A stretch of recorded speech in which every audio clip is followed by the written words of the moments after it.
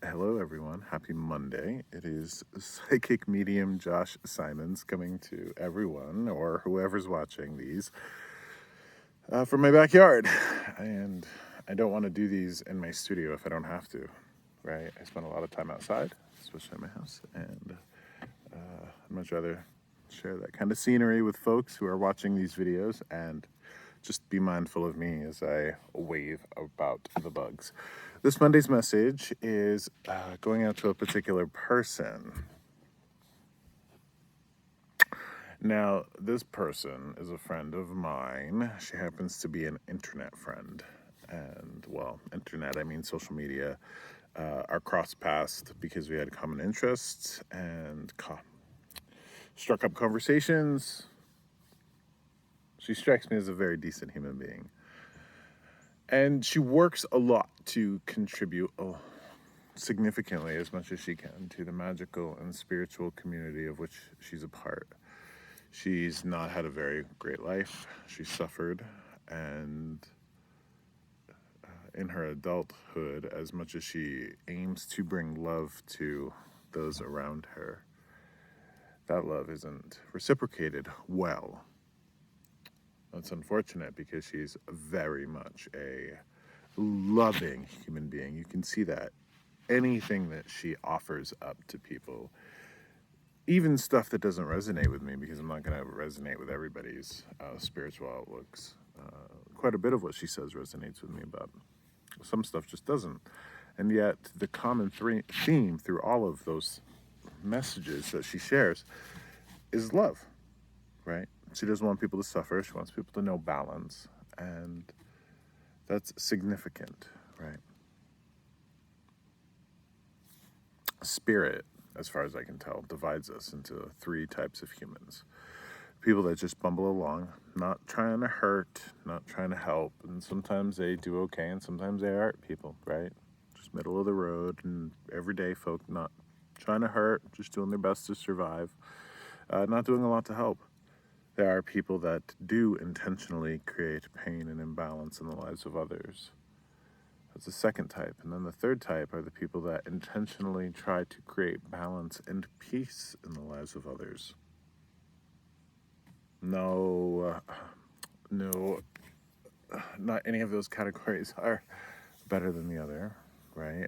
We don't look at things with good or bad. Hopefully, we look at things through the lens of balance. Does it bring balance? Does it create imbalance?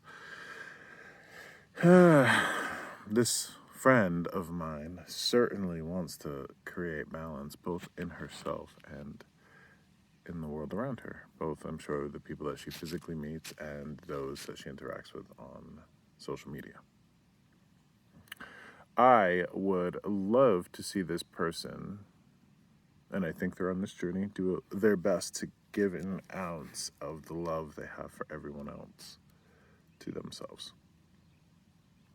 Every once in a while, they share that they struggle with love and people and self-image and spiritual validation and all sorts of things that they struggle with. And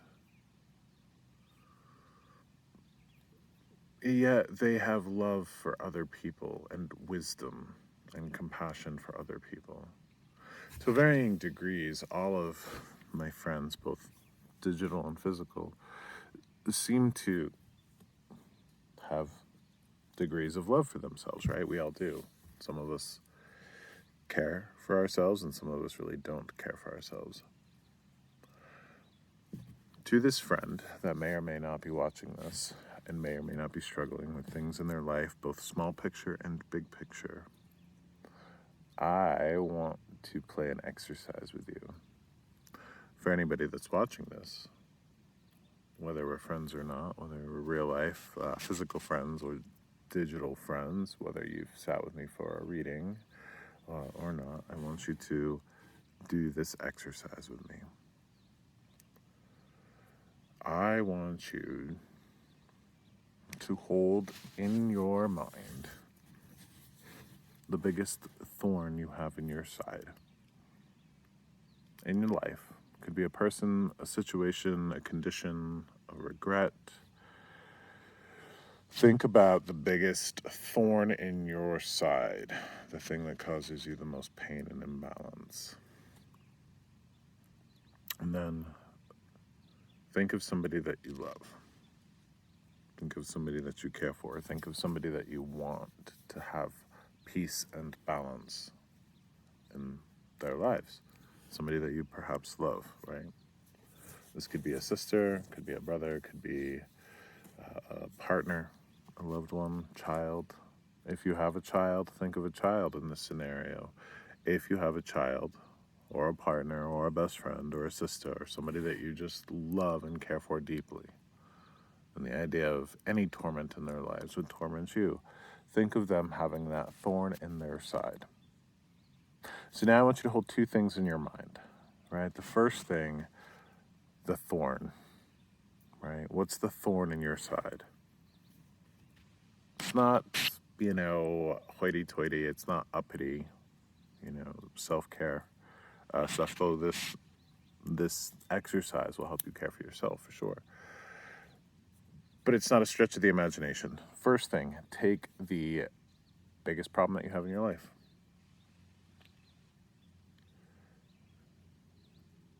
I'll do it with you. Let me see. What is the biggest problem I have in my life? Okay. The biggest problem, issue I have in my life would probably be my weight, my physical body.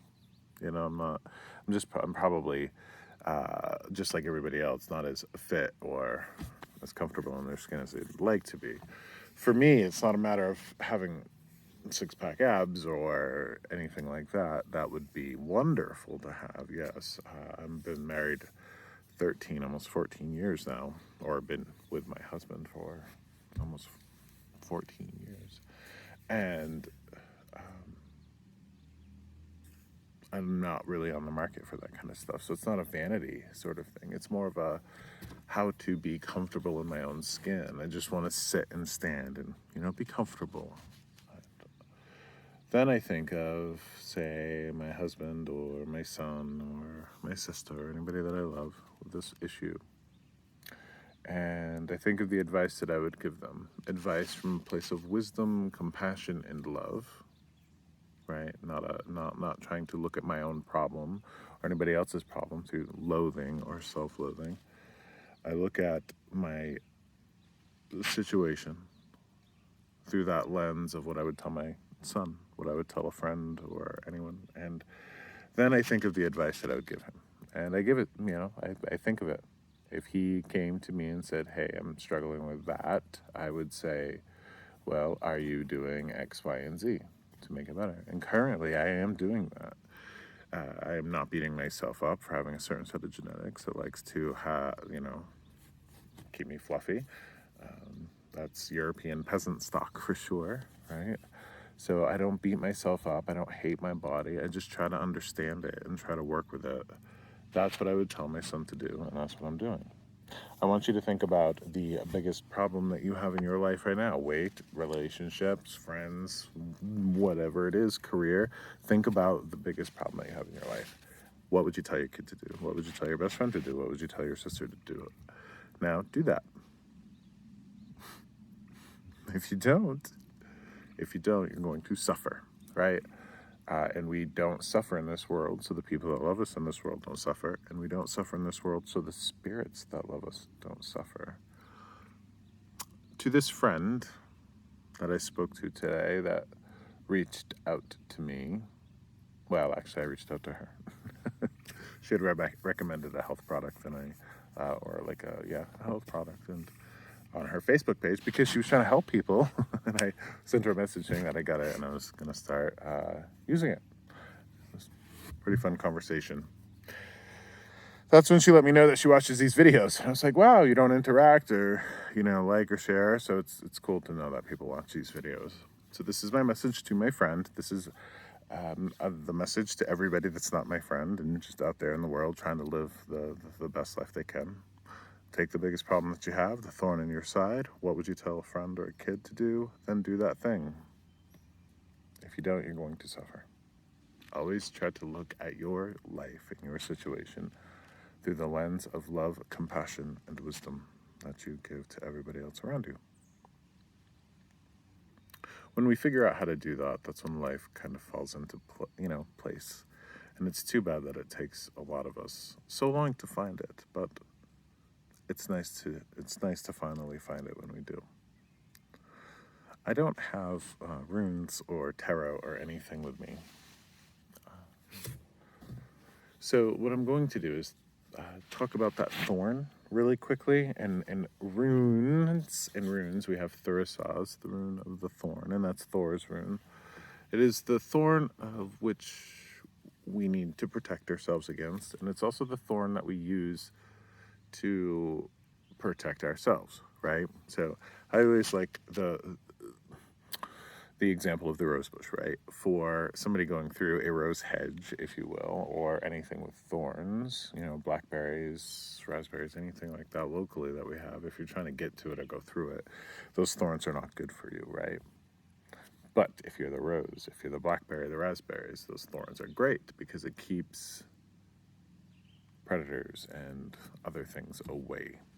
So think about not only the big thorn in your side, but think about how you can be a thorn to that thorn, if you will. Thor in classic mythology has his hammer, Mjolnir, and uses it to shield us from the Jotuns. And the Jotuns are the giants, or the forces of chaos, if you will, disorder.